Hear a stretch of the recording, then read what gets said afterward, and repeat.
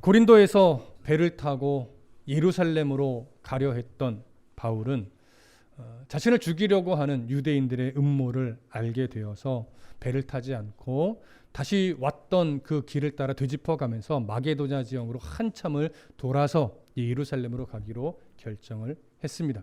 그래서 다시 북쪽으로 해서 마게도냐 지역을 갔지요. 그리고 빌립보에 이르러 거기서 누가와 함께 무교절을 보내고 배를 타고 이제 드로아에 있는 지역으로 넘어갔습니다. 거기서 이제 여러 지역의 교회 대표들을 만나서 7일을 머물게 되었죠.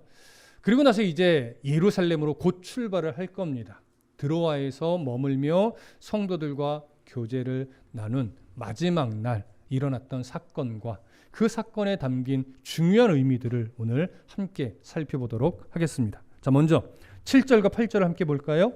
7절과 8절입니다. 함께 읽습니다. 시작. 그 주간의 첫날에 우리가 떡을 떼려 하여 모였더니 바울이 이튿날 떠나고자 하여 그들에게 강론할세 말을 밤중까지 계속하매 우리가 모인 윗다락에 등불을 많이 켰는데, 자, 바울이 7일 동안 머물렀던 드로아는 바울이 복음을 전해서 생겨난 지역이 아닙니다. 이 지역에 세워진 교회 또 성도들은 분명히 바울이 아시아 지역에 복음을 전해서 복음을 받아들인 제자들에 의해 복음이 전해졌고 그들에 의해 성도들, 제자들이 생겨났고 그렇게 해서 세워진 교회였을 것으로 여겨집니다. 바울은 그렇게 세워진 교회 성도들과 교제하는 7일이 얼마나 즐거웠을까요? 매우 기뻤을 겁니다. 그렇게 7일을 성도들과 교제도 나누고 또 예루살렘으로 가는 배편도 수소문을 하고 그리고 언제 출발할지 이제 결정도 하고 그렇게 해서 7일을 보내는 중에 오늘 성경은 그날이 이제 드로아에서 보내는 마지막 날이라고 이야기를 하죠. 그러면 바울이 이 드로아의 성도들과 교제하는 이 마지막 날이 어떤 날이냐? 7절에 보면 이렇게 시작을 합니다. 그 주간의 첫날에 이렇게 이야기를 하죠. 그 주간의 첫날. 우리가 이해하는 요일로는 무슨 요일일까요? 이날이 바로 일요일입니다. 그러니까 안식일 다음 날이 되는 것이죠. 그 일요일에 우리가 표현하는 날로는 주일에 그들은 떡을 떼려고 모였다라고 하는 것이죠. 자, 7절에서 그 주간의 첫날 우리가 떡을 떼려 하여 모였다라고 할 때 이 떡을 떼려 하여 모였다라고 하는 것은 일반적인 모임과는 조금 다르죠. 떡을 뗀다는 것이 어떤 의미예요? 바로 성만찬을 의미합니다.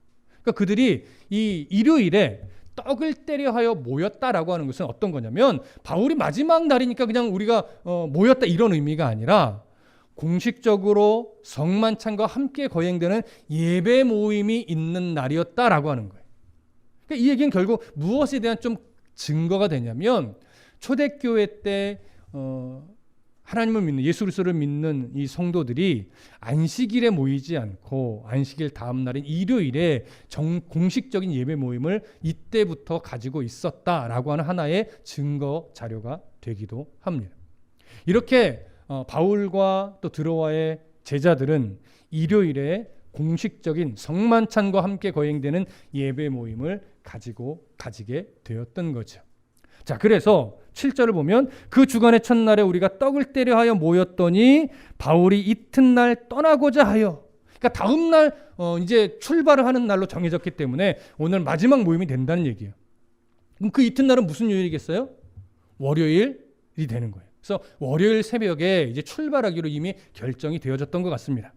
그러니 이 마지막 날 바울은 얼마나 하고 싶은 얘기가 많았겠습니까? 왜냐하면 이제 가면 다시 못 볼 수도 있어요. 왜냐하면 바울의 머릿속에 이제 3차 전도 여행이 끝나면 어디로 갈 마음이 있어요? 로마도 가고 로마가 선교 센터가 된다면 그 힘을 얻어서 이제 서바나 스페인까지 가려고 마음을 먹고 있었기 때문에 어쩌면 다시 돌아오지 못할 수도 있겠구나 이런 생각을 가지고 있었던 거예요. 그러니 지금 드로아의 성도들과 교제하는 이 날은요 마지막 이들과의 교제가 될 수도 있기 때문에 바울은 하고 싶은 얘기가 너무 많은 거예요. 그래서 7절을 뭐라고 하냐면 그들에게 강론할세 말을 언제까지 해요? 밤중까지 계속했대요. 이런 밤중은요 진짜 밤중을 얘기해요. 달빛 별빛 없으면 한 치 앞도 보이지 않을 만큼의 그 깊은 밤. 여기서 이제 우리가 놀라요. 이야, 바울이 드로아의 성도들과 예배하는데 그 한밤중까지 설교를 했단 말이야. 와, 성도들 얼마나 힘들었을까. 바울은 목이 얼마나 아팠을까.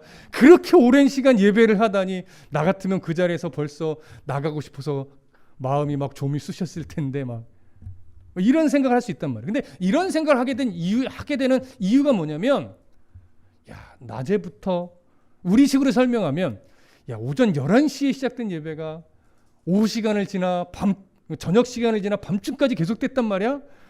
힘들었을 텐데 이런 생각을 하게 되는 거지. 근데 여러분, 당시의 일요일은 휴일이었을까요? 평일이었을까요? 여러분, 평일이라는 사실을 기억하셔야 됩니다. 지금 우리는 일요일이 휴일이지만, 쉬는 날이지만, 그 당시 중동 지역의 일요일은 평일이에요. 그러니까 언제 쉬어요? 안식일, 토요일에 이 공식적으로 쉬는 날이에요. 지금도 이집트나 이런 데 가보면 일요일이 쉬는 날이 아닙니다. 토요일이 쉬는 날이죠. 그러니까 그 지역에 이제 저도 후배가 가 있는데 들어보면 그들은 어쩔 수 없이 공적 예배 모임을 토요일에 해요. 일요일은 평일이니까 모일 수가 없어서. 무슨 말씀 이해되시죠? 그러니까 이들은 지금 일요일에 몇 시쯤 예배 모임을 가졌을까요? 당연히 저녁 시간에 모임을 가졌을 가능성이 제일 많습니다. 저녁 시간쯤 하루 일과를 다 마치고 지치고 피곤한 몸을 이끌고 예배 자리에 온 거예요. 그 저녁 시간에 와서 이제 바울과 함께 예배하는데 바울이 하고 싶은 말이 너무 많고 막 마지막 날 밤이니까 마음이 너무 간절해서 하나 둘 하고 싶은 이야기를 막 끄집어내다 보니까 저녁 시간에 모인 그 예배가 밤중까지 지속됐다는 얘기가 바로 오늘 본문의 내용입니다. 자, 이해되시죠? 자, 바울이 그렇게 강론을 저녁 시간부터 밤중까지 했는데, 오늘 강론이라고 번역된 헬라어가요, 디아레고마이라고 하는 단어인데, 이 단어가 갖고 있는 의미는 일방적으로 설교하는 이런 의미의 내용이 아니고 질문을 하고 답변을 해주는 이렇게 교통함이 있는 형식의 강론을 의미해요. 그러니까 아마도 바울이 이제 드로아의 성도들과 예배를 시작할 때 처음에는 일방적으로 하나님의 말씀을 전하는 설교로 시작을 했겠죠. 그러다가 어느 시점부터는 질문도 받고 답변도 해주고 또 물어보기도 하면서 이렇게 교통이 있는 강론을 이제 어느 시점부터는 계속 하게 된 것 같아요. 그러다 보니까 이제 회중들도 막 궁금한 게 너무 많고 바울도 그에 해당하는 또 이야기를 해줄 게 너무 많고 하다 보니까 계속 길어진 거예요. 여러분, 그 분위기가 이해되십니까? 그러니까 성도들도 지금 귀를 쫑긋 세우고 시간 가는 줄 모르고 사실은 듣고 있는 거예요. 물론 모든 성도가 그럴 수는 없죠. 너무 피곤한 사람은 조금씩 졸기도 했을 거예요. 그건 분명하지요. 자, 그렇게 시간이 길어지다 보니까 8절에 어떤 표현이 있냐면, 우리가 모인 윗다락에 등불을 많이 켰는데, 이렇게 기록해요. 여러분, 여기 윗다락이 이제 3층을 이야기하는데 3층에 등불을 많이 켰다는 얘기는 시간이 흘러서 정말 어두워진 밤중이라는 얘기예요. 그렇죠? 그러니까 뭐 어느 시점부터 켰는지 모르겠지만 밤이 너무 늦어서 등불을 켤 수밖에 없는 시간이 되었다는 얘기고, 등불을 많이 켰대요. 이건 무슨 의미냐면 그 자리에 사람들이 많이 모여 있었다는 얘기예요. 근데 등불이 또 많이 켰다는 얘기, 공간도 좀 넓었다는 의미도 되지요. 그래서 늦은 저녁 시간이라는 의미고 사람이 많이 모였다는 의미이고 그 공간이 생각보다는 좀 넓었다, 이런 의미가 돼요. 그러니까 이 자리를 제공한 성도는 나름 좀 재정력을 갖고 있는 큰 집을 소유하고 있던 그런 성도겠지요. 자, 그렇게 해서 많이 모였어요. 그리고 한밤중까지 바울과 하는 강론이 진행이 되고 있는 상황입니다. 자, 그때 이제 성경은 유두고라고 하는 한 인물을 등장시킵니다. 9절 볼까요? 9절 함께 읽습니다. 시작. 유두고라 하는 청년이 창에 걸터 앉아 있다가 깊이 졸더니 바울이 강론하기를 더 오래 하매 졸음을 이기지 못하여 3층에서 떨어지거늘 일으켜 보니 죽었는지라. 자, 우리가 익히 알고 있는 내용입니다. 유두고라고 하는 청년이 바울의 설교를 듣다가 졸음을 이기지 못하여 꾸벅꾸벅 졸다가 3층 창가에 걸터 앉았는데 뚝 떨어져서 죽었다는 얘기예요. 그러다 보니까 가끔 조는 성도들이 있으면 유두고처럼 될 거야 이렇게 혼이 나는 경우가 가끔 있어요. 그래서 예배 시간에 졸면 안 된다, 예배 시간에 태도를 바르게 해야 한다는 예로 가끔 이제 유두고 이야기를 끄집어 내기도 하지요. 근데 여러분, 물론 예배 시간에 우리가 졸지 않고 바른 태도로 예배해야 되면 맞는 교훈입니다. 하지만 오늘 유두고에 대한 기록이 그런 교훈을 위해서 기록한 것인가는 한 번 더 생각해 볼 필요가 있을 겁니다. 자, 그러면 생각해 보실까요? 유두고가 유독 깊이 졸았던 이유가 무엇이었을까? 다른 사람들에 비해서 조금 더 많이 좋은 이유가 무엇일까? 한번 생각해 보시죠. 자, 유두고를 성경이 이렇게 소개합니다. 청년이었다. 자, 헬라어로는 네아니아스라고 하는 단어인데 이 단어는요, 종이라는 의미를 갖고 있어요. 분명 유두고는 젊은 종이었을 겁니다. 언제부터 종이 되어서 종살이를 했는지는 모르겠으나 그는 지금 이 드로아에서 누군가의 집에 젊은 종으로서 매일매일 고된 노동에 시달리고 있던 청년이었을 것으로 여겨집니다. 자, 이런 청년이 어느 날 드로아에 전해진 복음을 듣고 예수를 나의 주 나의 하나님으로 믿으며 그리스도인이 되었습니다. 그리스도인의 삶을 살아가는 이 유두고는 이날도 이 평일처럼 고된 노동으로 하루를 보냈을 거예요. 지치고 피곤했을 겁니다. 하지만 하나님을 사랑하는 마음이 간절했기 때문에 그는 그 피곤한 육신을 이끌고 예배의 자리로 옮겼죠. 특히 바울 선생님이 와서 또 말씀을 전한다고 하니 더 사모하는 마음으로 이 자리에 왔을 겁니다. 그런데 방에는 사람도 많았어요. 그리고 그 방에는 저녁 시간이 되니까 등불도 많이 켰어요. 그러니까 당연히 그 방 안에 산소가 많이 부족했겠죠. 그러니까 이 사람 저 사람 사실은 조는 사람이 적지는 않았을 겁니다. 하지만 유독 유두고가 더 그 피곤에 지쳐서 산소가 부족한 그 방에서 말씀을 잘 듣고 싶었는데 자신도 모르게 졸음을 이기지 못했던 거예요. 근데 여러분, 한 가지 더 생각할 수 있어요. 유두고가 유독 더 졸았던 이유 중에 하나는요, 바울의 언변력이 그리 좋지 못한 이유도 있을 겁니다. 왜냐하면 그건 고린도 후서에서 바울이 솔직하게 고백했거든요. 내가 말솜씨가 부족해서 성도들이 잘 못 알아먹는다. 글로 쓰면 좋아하는데 말로 하면 힘들어한다. 이런 얘기를 자기가 솔직히 고백했었거든요. 그러니까 지금 유두고의 졸음에는 바울의 책임도 있을 거예요. 가끔 재훈이가 조는 이유는 저의 책임도 있을 거예요. 혜민이가 졸 때도 저의 책임이 있겠죠. 자, 이렇게 사실은 예배 시간에 졸기 위해 오는 사람은 없죠. 우리 모두 다 하나님을 사랑하고 말씀을 잘 듣고 싶은데 때로는 육신이 지치고 피곤해서 사모하는 마음은 있지만 나도 모르게 졸게 되는 경우가 있어요. 오늘 유두고의 졸음은요, 사실은 그런 이유일 것으로 여겨집니다.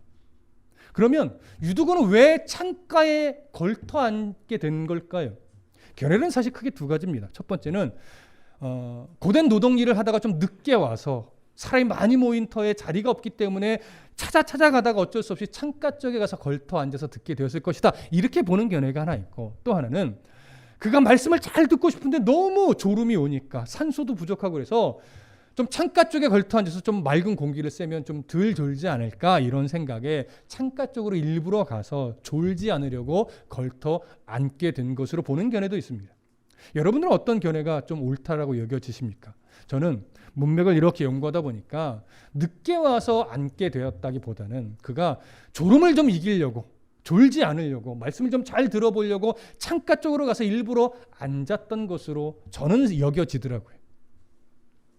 그렇기 때문에 사실은 유두고를 향해서 함부로 예배 시간에 졸다가 하나님의 징계를 받아서 심판을 받은 자, 이런 뉘앙스로 보는 것은 저는 무리가 있는 적용이라고 생각을 합니다. 유두고는 정말 하나님의 말씀을 사모하던 청년이었을 겁니다. 예배를 사모했을 것이고 바울의 설교를 귀담아 잘 듣고 싶었을 거예요. 그 노력으로 창가에까지 가서 앉았는데 그의 지친 육신, 피곤한 몸, 이것과 당시 산소가 부족했던 공간의 상황과 또 언변력이 좀 너무 좋지는 않았던 바울의 설교로 인해서 유두고는 졸음을 졸다가 그 졸음을 이기지 못하고 실수로 바닥에 3층에서 떨어져 죽게 되었던 것이죠. 자, 그래서 유두고의 죽음은 사실 매우 안타까운 죽음이라고 말할 수 있는데, 오늘 성경에서 떨어지다, 유두고가 떨어졌다 할 때 이 떨어지다는 헬러 단어를 우리가 조금 주목해 보실 필요가 있어요. 헬러는 뭐라고 말하냐면 피프토라고 하는 단어를 쓰는데, 이 피프토라고 하는 단어는요, 파멸하다, 절망하다, 끝나다, 좀 강하게 표현하면 좀 끝장나다, 이런 의미를 갖고 있어요. 그러니까 이 유두고의 힘겨운 인생이 예배 가운데 창가에서 떨어져서 그냥 끝장난 상태를 강조해서 보여주는 거죠. 이렇게 지금 유두고는, 젊은 유두고는 너무나 안타깝게 그의 인생이 지금 이렇게 끝난 것처럼 보여집니다. 그래서 급히 사람들 몇 사람이 뛰어내려가서, 누가와 함께 뛰어내려가서 이 유두고를 일으켜 보니까 정말로 죽었던 거예요. 의사인 누가는 그를 향해서 분명히 죽었다라고 기록을 합니다. 이건 죽어가고 있는 것이 아니라 진짜 죽은 상태가 된 거예요. 떨어지자마자 그 자리에서 그냥 바로 죽음을 맞이한 상태가 됐죠. 그래서 바울도 뒤따라 내려갔는데 아직 예배가 끝난 상태가 아닙니다. 예배가 진행 중에 유두고가 떨어지니까 이제 바울도 급히 내려갔어요. 자, 그러고서 이제 상황이 어떻게 전개되나 볼까요? 10절부터 12절을 함께 읽겠습니다. 10절부터 12절 시작. 바울이 내려가서 그 위에 엎드려 그 몸을 안고 말하되 떠들지 말라, 생명이 그에게 있다 하고 올라가 떡을 떼어 먹고 오랫동안 곧 날이 새기까지 이야기하고 떠나니라. 사람들이 살아난 청년을 데리고 가서 적지 않게 위로를 받았더라. 자, 바울은요, 아직 예배가 끝나지 않은 상태에서 유두고가 떨어져 죽었기 때문에 바로 내려갔어요. 그러고 나서 여러 사람 성도들도 모여들었겠죠. 웅성웅성 이런 얘기 저런 얘기를 막 하고 있을 겁니다. 그때 바울이 내려가서 누구 위에 엎드렸어요? 그 죽은 유두고 위에 자신의 몸을 엎드렸어요. 그를 안았어요. 여러분, 성경의 엘리야의 이야기에서도, 엘리사의 이야기에서도 그렇고 죽은 사람의 몸 위에 자신의 몸을 포개는 이 비슷한 모습들이 많이 등장을 합니다. 열왕기서 강의할 때도 말씀드렸지만 이것은 죽은 사람을 살리고자 하는 제의적 행위나 방법론적 행위는 아니에요. 다만 그의 영혼 위에 하나님께서 생명의 은혜를 다시 일으켜달라고 하는 간절한 몸짓으로 보는 것이 옳습니다. 그 몸짓 가운데 하나님이 역사하셔서 다시 새 생명을 일으켜 준 것이죠. 자, 오늘도 바울은요, 그 간절함으로 죽은 유두고 위에 자기 몸을 얹고 그를 끌어 안았습니다. 그런데 잘 보세요. 엎드렸다라고 번역된 헬라어 단어가 유독 우리의 시선을 좀 끌고 가요. 어떤 단어냐면 에피피프토라고 하는 단어예요. 아까 유두고가 떨어졌다, 이 단어 헬라어로 뭐라고 말씀드렸죠? 피프토라고 말씀드렸어요. 끝장나다. 근데 바울이 자신의 몸을 그 위에 엎드렸다라고 할 때 이 엎드렸다는 에피피프토예요. 동일한 피프토 앞에 에피라는 단어가 붙어서 합성어가 된 거예요. 그런데 의미는 이겁니다. 덮다, 또는 엄몰하다, 또는 밀어닥치다, 이런 의미를 갖고 있어요. 그러면 보십시오. 죽은 유두고 몸 위에 바울의 몸을 이렇게 엎드린 건데, 성경 그 엎드리는 모습을 통해서 무엇이 유두고 위를 덮은 것으로 지금 보고 있는 걸까요? 하나님의 생명의 기운이 그 죽은 유두고 위를 덮은 거예요. 하나님의 그 새 생명의 기운이 유두고 위에, 죽은 유두고 위에 밀어 닥친 거죠. 여러분, 그 모습을 지금 성경이 보여주는 거예요. 자, 그때 여러분, 바울은요, 그 위에 죽은 유두고의 몸을 얹고 나서 이렇게 말합니다. 주변에 웅성웅성대며 자기 속에는 옳은 대로 막 말을 하고 있는 성도들을 향해서 바울이 떠들지 말라, 이렇게 얘기해요. 여러분, 왜 바울이 그 성도들을 향해서 떠들지 말라고 했을까요? 분명 죽은 유두고를 향해서 이들은 향방 없이, 하나님의 긍휼의 마음 없이 자기의 말들을 막 끄집어냈을 거예요. 이것이 하나님의 긍휼의 마음이 섞인 말이라면 바울이 그렇게 단호하게 떠들지 말라 이렇게 말할 리 없습니다. 근데 그들은 유두고의 죽음을 놓고서 함부로 말했을 거예요. 긍휼함이 없이 함부로 자기 생각대로 어찌 보면 말을 막 끄집어냈을 거예요. 바울은 그 입을 막아버립니다. 떠들지 말라. 그러고 나서 하는 말이 뭐냐면 그에게 생명이 그에게 있다 이렇게 말해요. 왜냐하면 생명은 누가 주시는 거예요? 하나님이 주시는 거예요.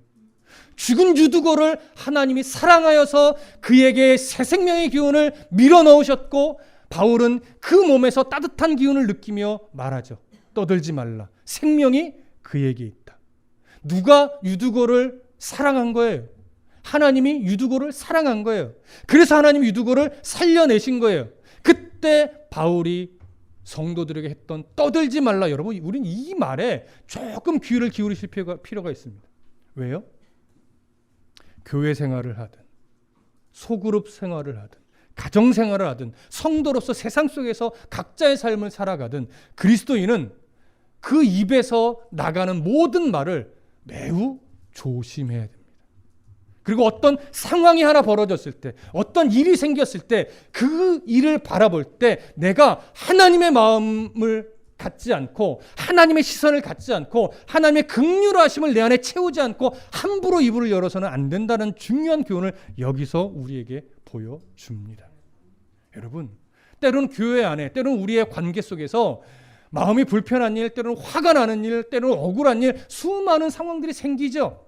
그때 여러분, 하나님의 마음을 먼저 갖지 않고 내 판단, 내 생각이 앞서서 그냥 화나는 대로, 그냥 내 감정 상하는 대로, 그냥 내가 하고 싶은 대로 말을 던져 놓을 때 거기서는 하나님의 화평함이 일어나지 않아요.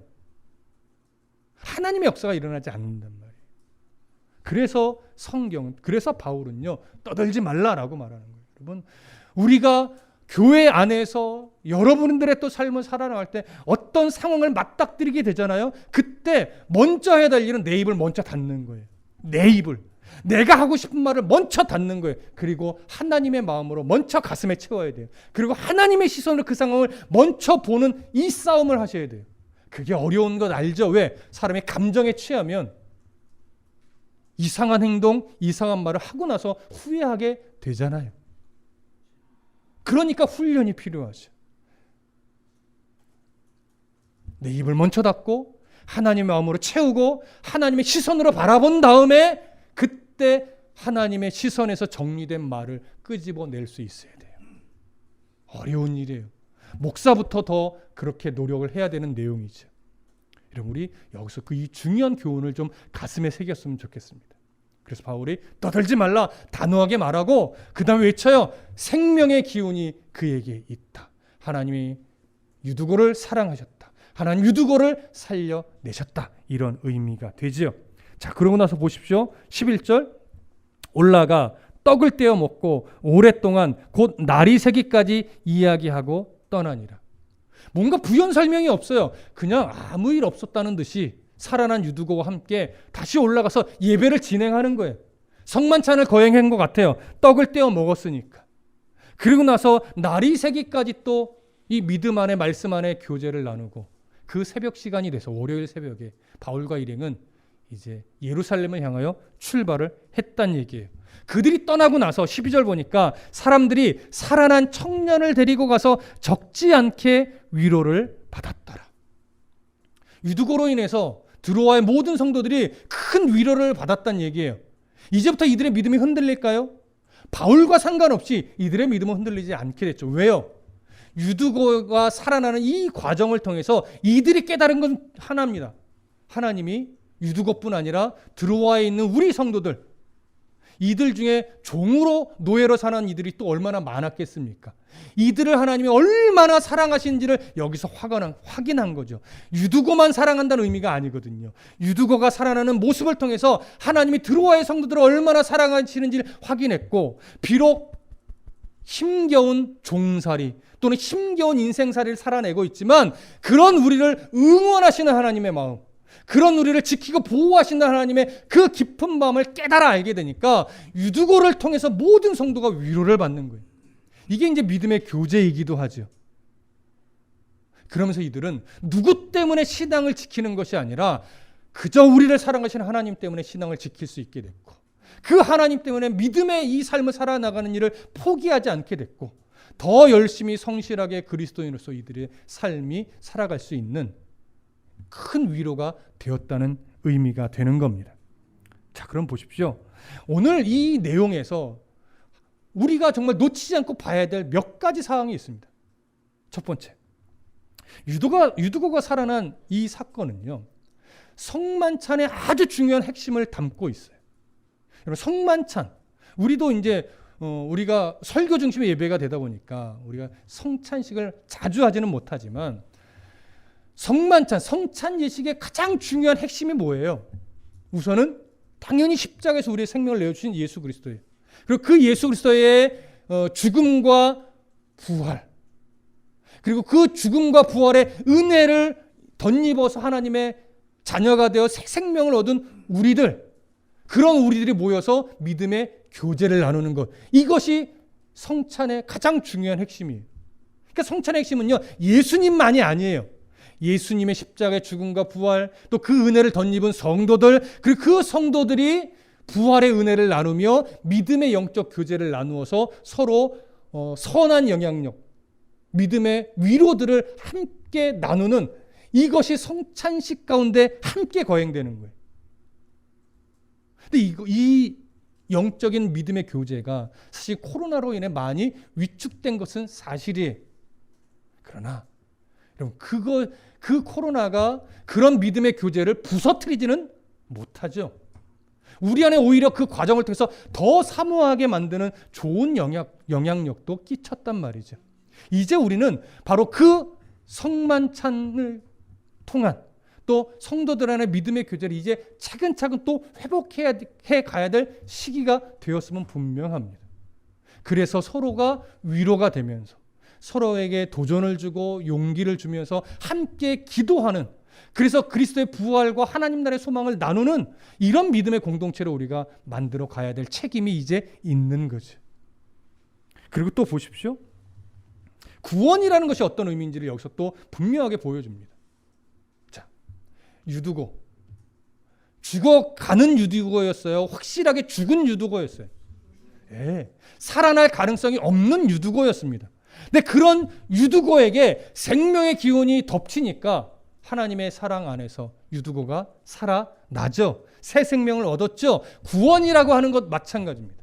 우리에게 하나님 앞에 구원받을 만한 요만큼의 가능성이 있어서 우리를 구원해 주신 게 아니에요.